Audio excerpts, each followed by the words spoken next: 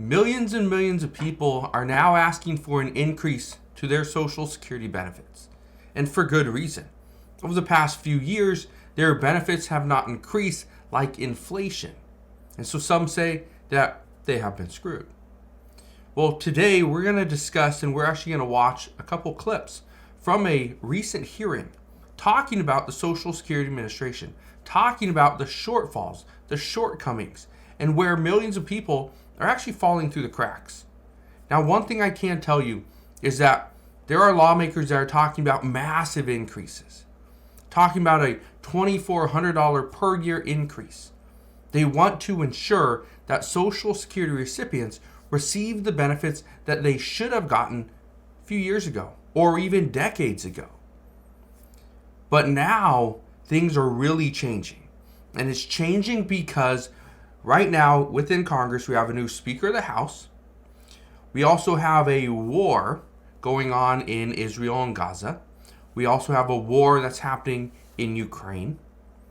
The United States has many other issues that they're trying to really solve, but at the same time, one of the big questions is, where does the money come from if we are to send money to another country? That same question comes in when we talk about funding to the U.S. government. If we want to increase funding to something like the Social Security Administration, where does that money come from? Because we've already seen that lawmakers have agreed there is a top line number. Republicans initially were saying it was going to be about $1.59 trillion. Democrats agreed, but then it came back and it was about $1.47 trillion. Right now, they're trying to figure out, what does the government funding bill look like?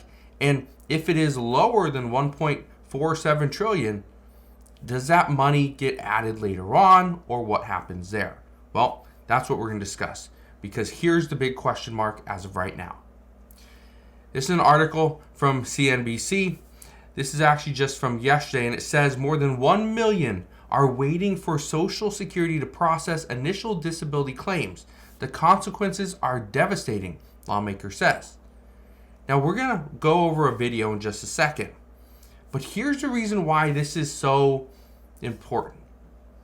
We're seeing many lawmakers that are introducing new legislation, and they're talking about increases to the monthly benefits. For example, $200. Some are saying even $50 would be helpful. And let me ask you this. You can comment down in the comment section below. Would you be happy with a $50 per month increase to your benefits? Most people say yes. Other people say no. Well, guess what? Just the cost of living adjustment alone of 3.2% for 2024, that's going to be about $50 a month on average. But many people don't get paid $1,800 per month. Many people are getting under $1,000 per month. So 3.2% of $1,000 is not $50. It's $32. It's much less. Now, lawmakers are now discussing customer service, and they are trying to address the customer service aspect of Social Security. They say that every day 10,000 people become eligible for Social Security benefits. However, every year more than 10,000 people pass away before their benefits are even approved.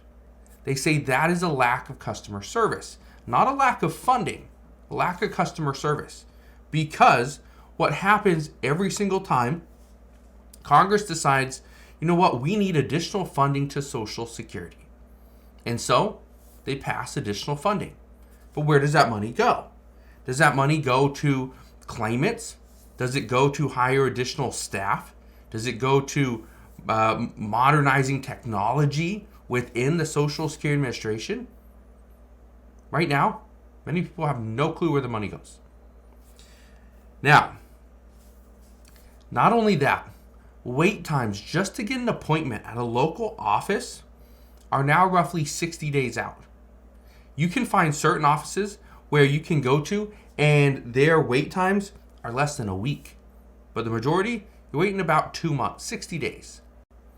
For SSI claimants, they, even after they wait the 60 days on average to go and get an appointment, then they have to wait about 225 days on average for approval. And let's say they don't want to go down to their office, they just want to make a phone call. Well, on average, last year was 32 minutes. This year in 2023, even though the Social Security Administration said they are going to improve this, it went from 32 minutes on average up to 36 minutes. So an additional 4 minutes that you're waiting just to get a phone call. Lawmakers on both sides of the aisle say they are in agreement. Money needs to be spent on customer service before we look into expanding Social Security benefits or even addressing the insolvency problem.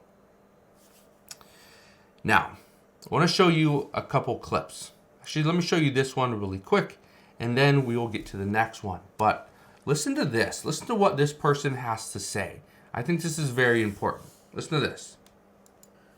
Now, where I think we may find some disagreement is how we fix the problem. The one thing I will acknowledge is that simply providing more money without using those resources to make the system work better doesn't solve the problem. But there's another thing I know absolutely. Punishing the Social Security Administration with deep cuts because we're unhappy with customer service only exacerbates the problem. It doesn't solve the problem, it exacerbates the problem. In either case, we've got to do a better job. And to the issue of technology that you raised, I don't think that we're going to get significant technological improvements through donations.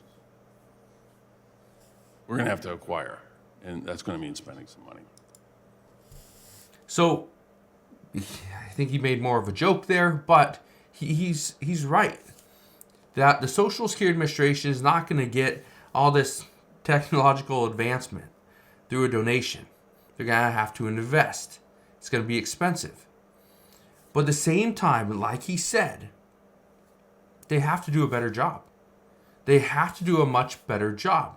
And there's bipartisan support here that the Social Security Administration has to do a better job when it comes to customer service. Now, I want to play you another clip. This is from someone else. Now, he's going to bring up something that I think is very important. And just listen to this, and then we'll discuss it in just a moment. Our nation's retirement system is lurching toward insolvency. We've got to do something about it. We can do it. All of us. We can do this. No one party can do this. No one party. We have a sacred responsibility to address the actual challenges facing Social Security. We cannot tackle delays without ensuring that customer service at the Social Security Administration is fully funded. We must eliminate the mandatory 5-month waiting period for disability benefits, as my friend John Larson, Social Security 2100 Act would do. Enough dishonesty and misdirection. We either sit down, we either work this out, or Social Security will not be here. You can't save it, I can't save it. We got to do it together. Thank you, Mr. Chairman. So the last thing he said was that you can't save it, I can't save it. We have to do it together. That is the common consensus amongst lawmakers right now, is that not just one party can address this problem and make it better. Democrats can't just come out and say, we are going to increase benefits by using the Social Security 2100 Act, a sacred trust. We can't do that. We can't just take what Senator Bernie Sanders said and let's provide every single beneficiary an additional $200 per month. Can't do that. Because the other side is going to say no, absolutely not. But we also can't do what Republicans are asking, where Republicans are saying that no, we need to increase benefits eventually, but first, what we need to do is we need to make sure that we have the funding there so that Social Security's trust doesn't become insolvent in the next 10 years. Well, here is the latest problem. The latest problem for Social Security right now is that any additional funding to help fix these problems are not going to come easy. You want an additional $1 billion? You want an additional $10 billion? You want an additional $100 billion? It doesn't matter the number because it's not going to come easy. Currently, here's what's going on within the House of Representatives. Currently, the House, even today, this is November 2nd, 2023. Even today, the House of Representatives are going to potentially go up for a vote. And they're going to vote for a funding bill for Israel. This bill is going to be $14.3 billion. That is what is on the table. However, it has pay-fors. The only way this bill is going to be paid for is the money, the $14.3 billion, is going to come from the IRS's existing funding that was passed about 6 to 8 months ago. In that additional funding, okay, what happened was, actually the IRS funding was over a year ago, but what happened was the IRS received an additional $80 billion. I think it was like 80 some billion dollars that they were going to go and hire 87,000 new IRS agents. Well, about 6 months ago, the Republican Party, or specifically then Speaker Kevin McCarthy and President Biden, they agreed that we are going to take away about $10 billion of funding to the IRS in order to pay for our debt ceiling increase. Right? That was a concession. Well, one thing I can tell you right now is that is exactly what Republicans and Democrats are talking about.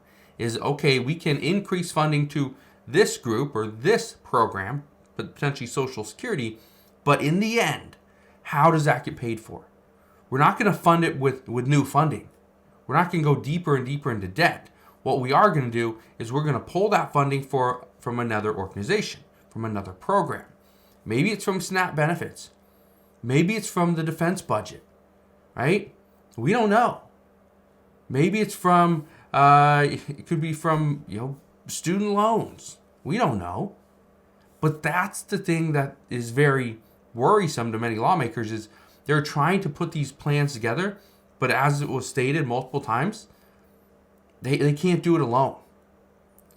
So Congress, they believe that right now is going to be a difficult time to pass any bill. Because the question is, where does the money come from? And which program is going to experience the cuts? So that is what we know at this time. Lawmakers are discussing additional benefits to Social Security recipients. They are discussing increases. They are discussing potential cuts and how to avoid them.